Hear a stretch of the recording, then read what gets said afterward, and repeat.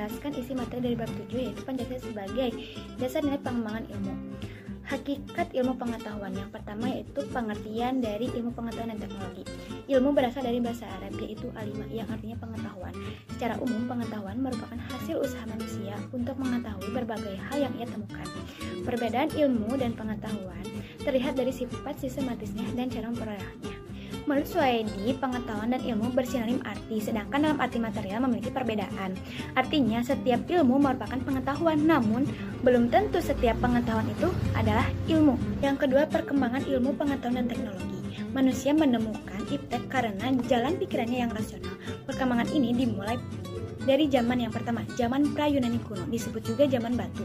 Pada zaman ini ditandai dengan kemampuan manusia yang didasarkan pada pengalaman semasa hidupnya. Yang kedua, zaman Yunani kuno. Pada masa ini, manusia tidak lagi mempercayai mitologi atau mitos dan pengalaman yang begitu saja. Artinya, manusia pada zaman ini mulai menyelidiki sesuatu secara kritis. Yang ketiga yaitu zaman abad pertengahan. Pada zaman ini, hampir semua ilmuwan itu para teolog. Artinya, setiap aktivitas dikaitkan dengan keagamaan. Yang keempat, zaman Renaissance. Manusia pada zaman ini ingin mencapai kemajuan atas hasil usaha dirinya sendiri. Ilmu pengetahuan yang berkembang maju pada masa ini adalah bidang astronomi atau fenomena-fenomena alam. Yang kelima, zaman modern ditandai dengan berbagai penemuan dalam bidang ilmiah. Salah satunya Isaac Newton yang menemukan teori gravitasi. Yang terakhir, zaman kontemporer atau masa 20-an. Pada zaman ini ditandai dengan penemuan berbagai teknologi canggih. Salah satunya handphone yang kita pakai sehari-hari. Perkembangan iptek yang saat ini terjadi berawal dari dunia barat dan mengakhiri masa kegelapan atau the dark age yang terus berkembang sehingga lahirlah revolusi industri. Selanjutnya poin B, Pancasila sebagai dasar pengembangan ilmu pengetahuan dan teknologi. Iptek sebagai asas pembangunan dan sebagai salah satu bidang pembangunan yang sejajar dengan bidang lainnya. Pancasila sebagai dasar negara yang merupakan kristalisasi nilai-nilai budaya dan agama dari bangsa Indonesia serta mengakomodir seluruh aktivitas kehidupan bermasyarakat, berbangsa dan bernegara. Demikian halnya dalam aktivitas ilmiah. Oleh karena itu, kelima nilai dasar Pancasila merupakan pondasi yang paling kuat bagi bangsa Indonesia untuk mengembangkan ilmu pengetahuan teknologi bahkan menemukan iptek yang baru. Nama Ridwan Molina, NPM 204101016.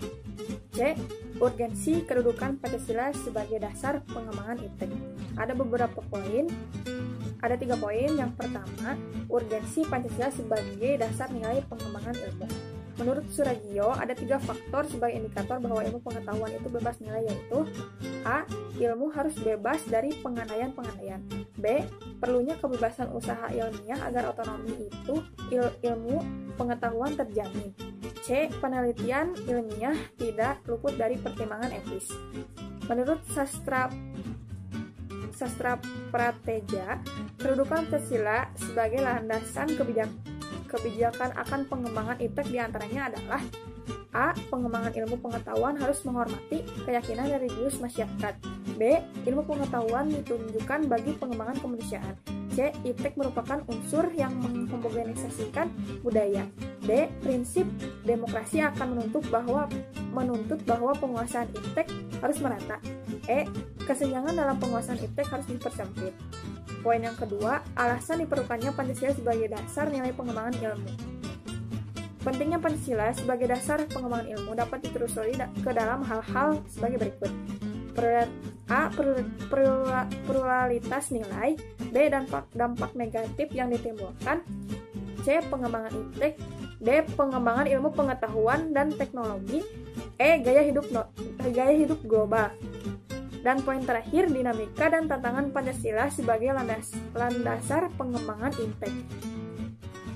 Yang pertama, kapitalisme, yang kedua globalisasi, yang ketiga konsumenisme, dan yang terakhir pragmatisme. Saya Alfira Zalfadila akan menjelaskan kaitan bab 7 dengan hubungan antara Pancasila dengan ilmu kesehatan masyarakat. Ilmu kesehatan masyarakat adalah ilmu dan seni dalam meningkatkan segala aspek kehidupan di masyarakat untuk mendapatkan kesehatan yang sesuai dengan standarnya. Hubungan antara pelaksanaan sila-sila dalam Pancasila dengan kesehatan masyarakat adalah berdasarkan isi dari sila pertama, yaitu ketuhanan yang Maha Esa, yang mengandung artian sangat luas, yaitu dalam setiap pelayanan yang diberikan kepada masyarakat tidak boleh sampai menyimpang dari ajaran agama. Adapun nilai-nilai Pancasila sebagai pengembangan ilmu pengetahuan dan teknologi yang terkandung dalam setiap sila-silanya dan pelayanan kesehatan masyarakat. Yang pertama, ketuhanan yang Maha Esa. Sila ini memberikan dasar bahwa iptek bukan sekedar apa yang dibuktikan, apa yang diciptakan, dan apa yang ditemukan, tetapi juga harus mempertimbangkan maksud dan akibatnya. Contoh dalam pelayanan kesehatan masyarakat yaitu yang pertama, saling percaya dan takwa kepada Tuhan Yang Maha Esa sesuai dengan agamanya masing-masing. Kedua, saling menghormati antara tenaga kesehatan dan masyarakat sehingga terbina kerukunan hidup antar agama. Yang ketiga, saling menghormati kebebasan menjalankan ibadah sesuai dengan agamanya. Yang keempat, tidak membeda-bedakan pelayanan yang diberikan walaupun terdapat perbedaan agama. Kedua, kemanusiaan yang adil dan beradab. Sila ini memberikan dasar-dasar moralitas bahwa setiap manusia dalam mengembangkan iptek harus adalah dengan cara-cara yang beradab. Penerapan dalam pelayanan kesehatan masyarakat yaitu yang pertama, saling mencintai antara tenaga kesehatan dan masyarakat, mengembangkan sikap rasa tenggang antara satu dengan yang lainnya. Yang ketiga, tidak semena-mena saat sedang memberikan pelayanan kesehatan kepada masyarakat. Yang keempat, sebagai tenaga kesehatan harus menjunjung tinggi nilai kemanusiaan, selalu membela kebenaran dan keadilan yang selalu diterapkan. Nama saya Aneta Rahma Andia, NPM 2041011107. Sila ketiga, Persatuan Indonesia. Sila ini mendasari bahwa ilmu pengetahuan dan teknologi hendaknya dapat menumbuhkan rasa nasionalisme, rasa kebesaran bangsa, serta rasa keluhuran bangsa sebagai bagian umat manusia di dunia. Adapun contoh pengalamannya dalam pelayanan kesehatan masyarakat, yaitu menempatkan kesatuan, persatuan, kepentingan, dan keselamatan bangsa dan negara di atas kepentingan pribadi dan golongan. Sebagai tenaga kesehatan, harus rela berkorban untuk kepentingan bangsa dan negara, bangga sebagai tenaga kesehatan yang berbangsa dan bertanah air Indonesia, serta dapat meningkatkan pelayanan kesehatan yang lebih baik demi persatuan dan kesatuan bangsa. Selanjutnya, sila keempat, kerakyatan yang dipimpin oleh hikmat kebijaksanaan dalam permusyawaratan perwakilan. Sila ini mendasari bahwa pengembangan ilmu pengetahuan dan teknologi itu haruslah bersifat demokratis. Artinya, ilmuwan memiliki kebebasan untuk mengembangkan ilmu pengetahuan dan teknologi. Namun, ilmuwan juga harus menghormati dan menghargai kebebasan orang lain serta memiliki sikap yang terbuka. Adapun contoh pengalamannya dalam pelayanan kesehatan masyarakat, yaitu setiap masyarakat mempunyai kedudukan, hak, dan kewajiban yang sama dengan mengutamakan kepentingan negara dan masyarakat. Saat memutuskan solusi atas sebuah masalah kesehatan yang serius harus dimusyawarahkan dengan berbagai pihak dengan itikat baik dan rasa tanggung jawab menerima dan melaksanakan hasil keputusan musyawarah.